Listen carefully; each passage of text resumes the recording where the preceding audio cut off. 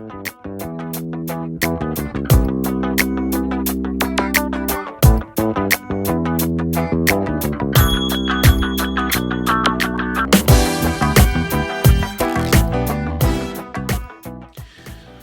everyone, and welcome to another episode of Nathan Talks. And this is a continuation of the previous talk that I gave on Elohim's judgments upon the earth through the virus, the coronavirus, COVID-19 virus that is sweeping across the earth. And in that video, we talked about the judgments that I see are coming against the false gods and the false idols of the nations and even of the church system itself. Now I want to talk about Elohim's end-time judgments. How does COVID-19 coronavirus figure into Bible prophecy? Look, I don't have all the answers. I'm not going to sit up here and just make all these predictions and say that this, and it's that, unless Elohim gives me direct revelation. And there's many people who will go on and probably try to rip scriptures out of the Bible and rip headlines out of the papers or off the news and try to cram it to fit and paint it to match and come up with prophetic scenarios. I'm not going to do that. I'm not going to insult your intelligence and your common sense by that. But we do know that in the Bible, certain things will happen in the end times. And Yeshua predicted this. And plagues and pestilence are one of those things.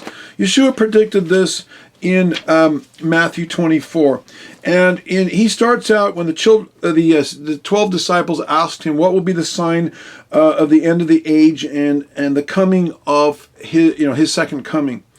And he says in verse 4 of Matthew chapter 24, there will be deception, and many will come in my name saying that I am the Messiah. And he talked about wars and rumors of wars. He talked about in verse 7, famines and pestilence. And, pestilence, that is referring to plagues and epidemics. And he said, these are just the beginning of sorrows. Now, my understanding is that I read these first few verses in Matthew, Yeshua's Olivet Discourse, or Matthew 24 prophecy. These have been going on for the last 2,000 years, ever since the early church, ever since Yeshua returned to heaven after his resurrection. And these have been going on. There have been wars, there have been famines and pestilence, and these are the beginning sorrows. And in verse 19, he talks about tribulation against the saints. And again, this has been going on. This is not just an end-time phenomenon. This has been going on, and I would say intensifying as we get closer to the second coming of Yeshua. More people are being persecuted for Messiah, for Yeshua the Messiah, for their biblical Christian values than in any time in the history of the world, as far as we know. So these have been intensifying. He talked about that there would be earthquakes and all kinds of things, and that the gospel would be preached in verse 14 to the ends of the world. This has only happened since the advent of modern media. The gospel's been preached literally everywhere, or in most places. There's probably a few places that don't have radio, television, internet, or whatever. But most places have received the gospel through missionaries going there, or through modern mass media. So that prophecy wasn't fulfilled until more recently. Got a little tickle in my throat. Trust me, I don't have the coronavirus. That's not. I just have a dry throat. Anyway, and the gospel will be preached to all nations, and then the end will come.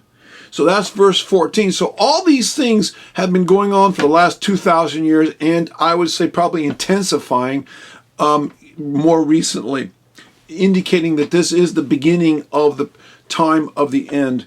And then in verse 15, he talks about the Great Tribulation, or starting in verse 15. And he talks about the abomination of desolation. And I'm not going to get into all that. But then in verse 21, he talks about the Great Tribulation. Now, and that, as far as I can see, has not occurred yet. We are not in the time of the Great Tribulation. We may be getting closer. I don't know. The coronavirus may be a precursor to the Great Tribulation. Only time will tell. I do not have divine revelation on that, and I'm not going to make false prophetic proclamations about that. that would be foolish on my part, unless Yah has given that information to me. Maybe he's given it to other people, but he hasn't given it to me.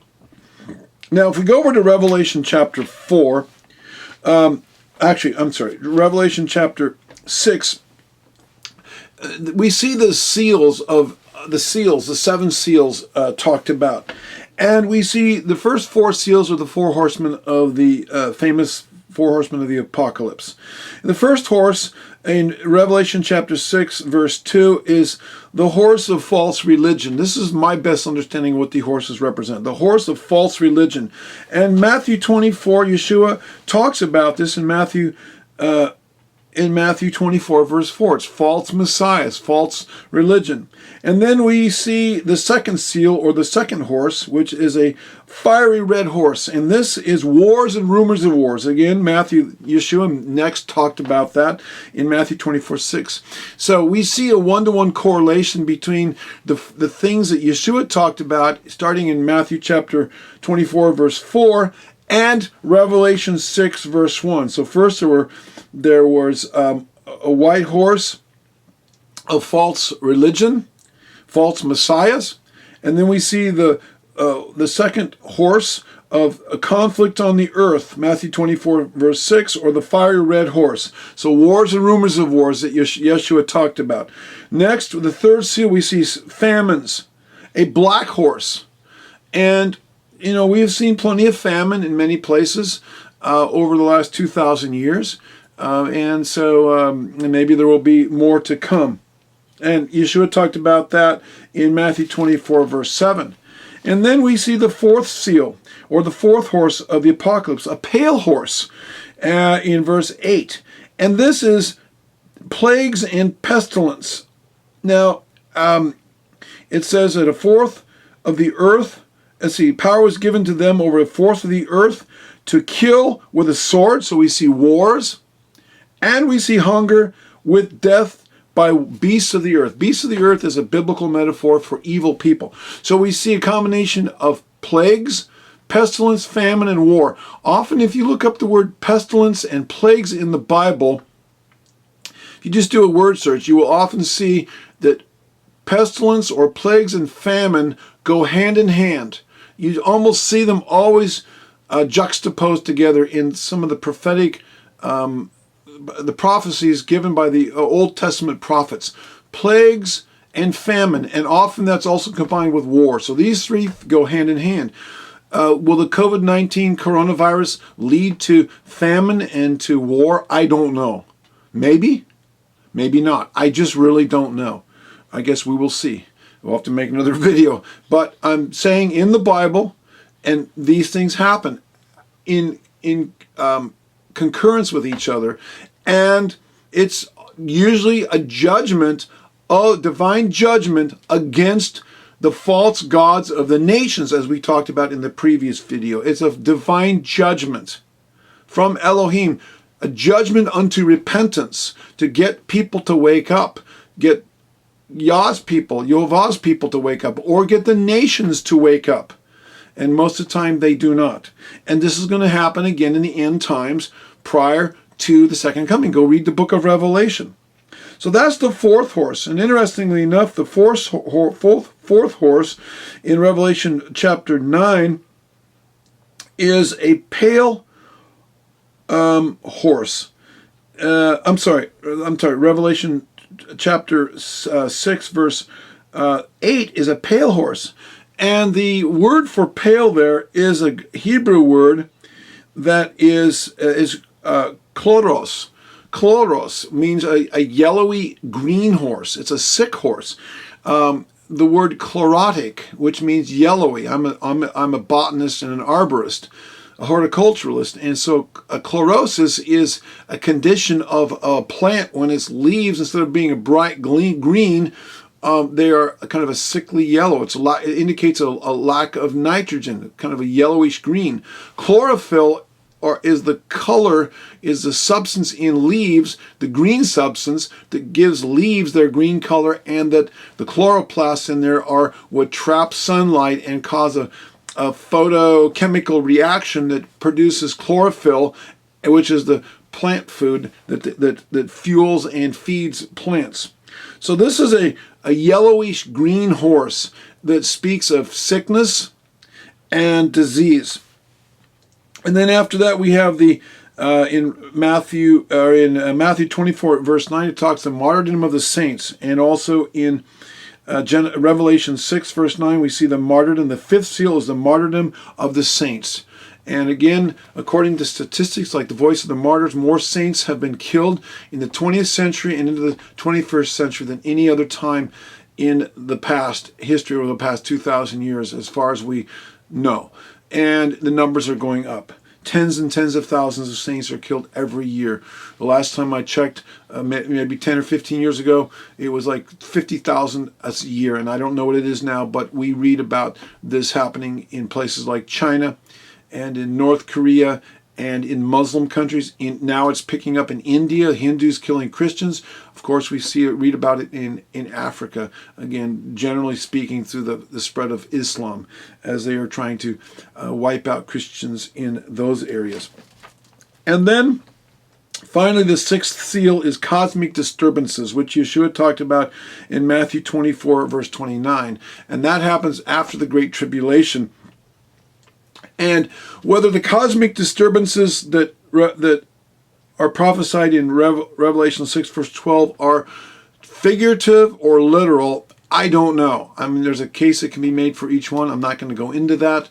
But we know that these cosmic disturbances, the earth, the sun and moon becoming black, great earthquakes, the moon becoming like blood, the stars of heaven fell, the sky recedes like a scroll in heaven. This can be metaphorical language for political and economic disruption on earth. We see some of this language used in some of the prophetic writings in the Old Testament to describe judgments against Babylon and so forth like that. And clearly, these are prophetic Hebraisms, and these things didn't literally happen. But it could be also prophetic, both allegorical, but it could be literal. Maybe it's a combination of both. I don't know. And I'm not going to speculate about that. I guess we'll find out when it happens or after it happens. But these signs are direct indications of, or precursors to, Yeshua's second coming. So and I'm not, most of those things probably haven't happened yet to this degree. Anyway, so that's what I see happening, and these judgments. This is what my understanding, what I see in the Bible. Now, I'd like to tag another base. Interestingly enough, COVID-19 started in China, which also is the same place that the Black Death or bubonic plague, which started in the 1270s, so about 900 years ago, started. The black or plague or bubonic plague or Black Death that swept across Europe and killed, I don't know, I think about a fourth or a third of Europeans or the people on the earth in that day. And is also most likely is where the Spanish flu. The Spanish flu, it did not start in Spain. That's just a misnomer.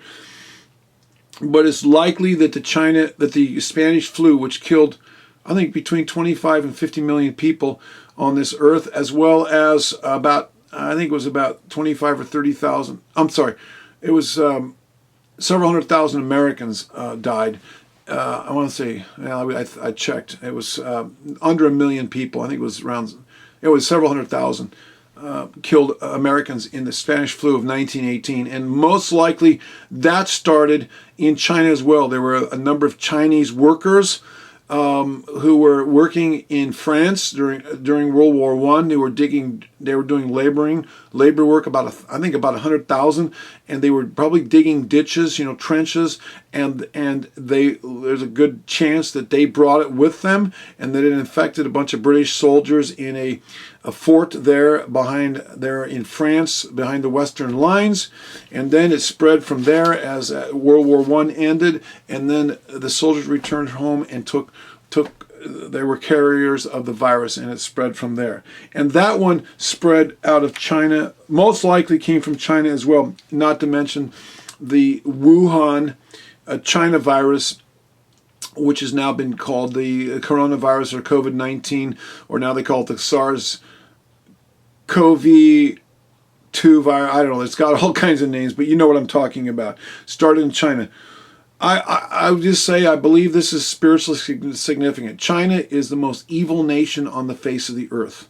It is the darkest, most pagan, and I mean, there's other nations that rival it, but China is probably the most evil and wicked nation, and despite all the wonderful Christians that live there, but it has been, certainly most recently, they have killed more children with their the China one-child policy. They have killed through abortion, basically 9 to 12 million children a year are aborted each year in China. And you just calculate that out over the last 20 years or however, 30 years, however long it's been going on. We're talking several, probably, 100, 200 million babies have been killed. That as many as have been killed in America through abortion for the last almost 50 years, that's all a drop in the bucket compared to what China has killed. Not to mention that China is probably the largest persecutor of Christians in the world. They have destroyed countless numbers of churches, put many Christians in prison, tortured and imprisoned and even killed many Christians and Christian leaders and pastors. It's a wicked, wicked nation, and they have been hit the hardest. We don't even know how many people have died. We probably know that the communist government there is lying, and it's possible that several million people have died there in China. Information is now coming out that certainly the numbers are much higher than what government officials have stated. The second country to get hit very hard was Italy. And Italy, interestingly enough, is where the Christo-pagan church started, the Roman Catholic Church, the Roman Empire, there at the time of Constantine. And it was that church, which is the harlot, the mother whore of all the other harlot churches, have pretty much split off. All the Protestant churches and Eastern Orthodox churches, and most of them split off of the Catholic Church. And she's the mother. She's the mother that's propagated all kinds of anti-Torah, anti-biblical traditions, ungodly traditions of men by which the Word of God has been made of none effect. And I mean, we could go on and on about that. I'm not against Christians. I'm not against the Catholic Church. I'm just stating a fact. But there in Italy, where Catholicism then spread itself all around the world, and then other churches broke off of that, I see that as a judgment against the Christian church.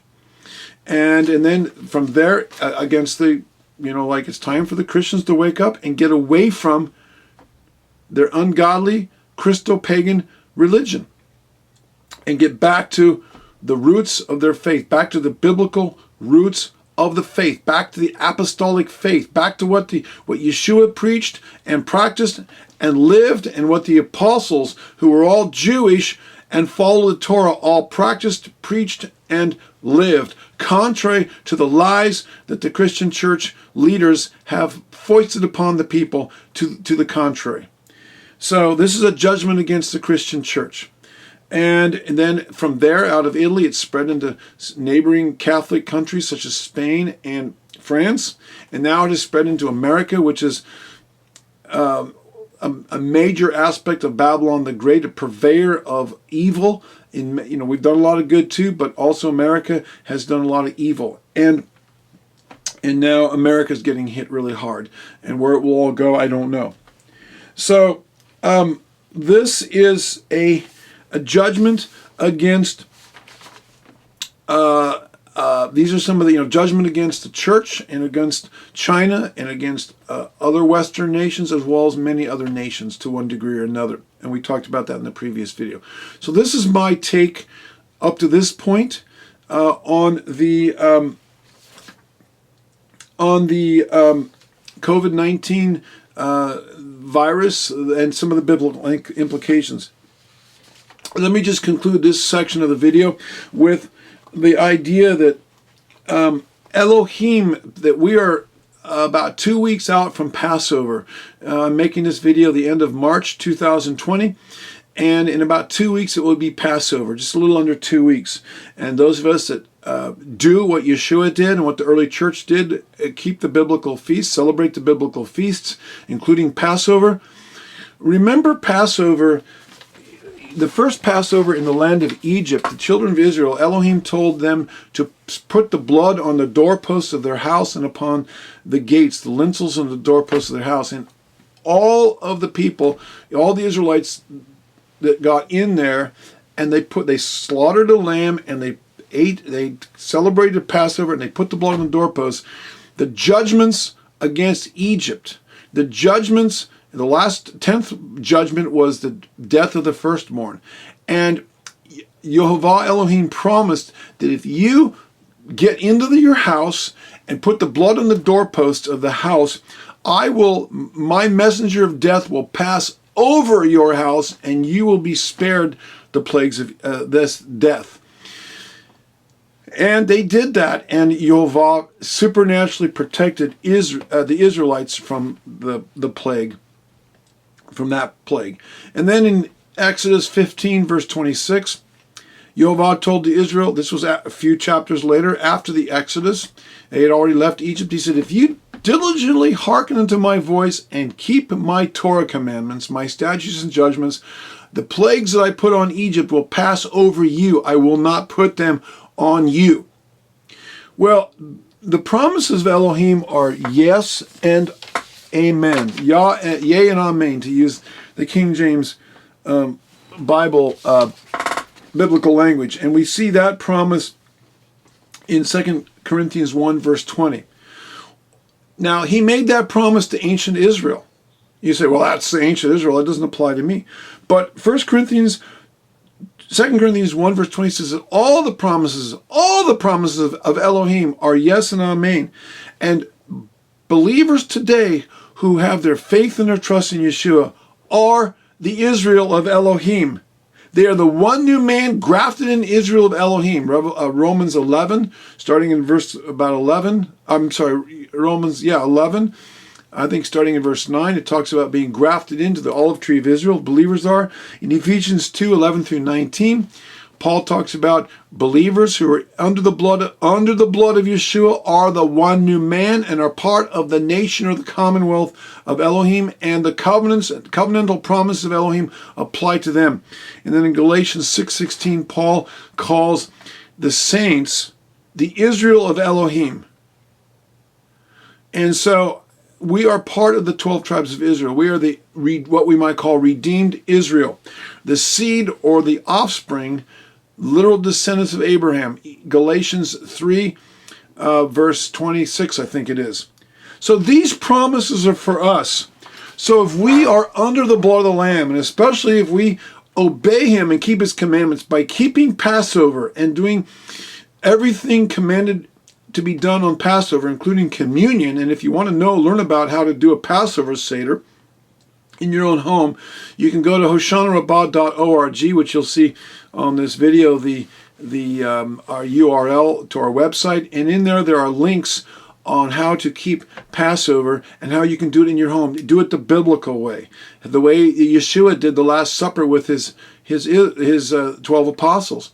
And you can do that, but I'm saying get under the blood of Yeshua. In Revelation 12, verse 11, it said, and the end-time saints overcame Satan by the word of the testimony and the blood of the Lamb, and they loved not their lives unto death.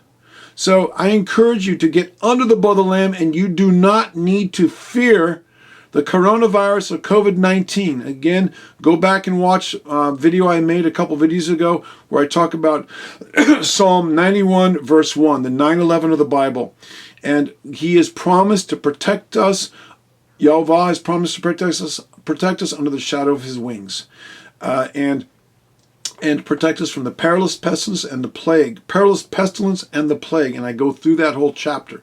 And I hope that you will listen to that. It'll strengthen your faith, and it's worth listening to encourage you in these times of uncertainty and wonderment as to what is going on in the end times. I hope this has been a blessing to you. Now stay tuned for the part 3 of this video, where we're going to talk about the blessings and the benefits of the COVID-19 coronavirus epidemic. Yes, there are blessings. Yes, there is a blessing to be found in everything, and we need to be thankful for Elohim for everything that happens. For those that have ears to hear and eyes to see, we will find the blessing and we will be victorious in this. And I'll talk about that in the next video.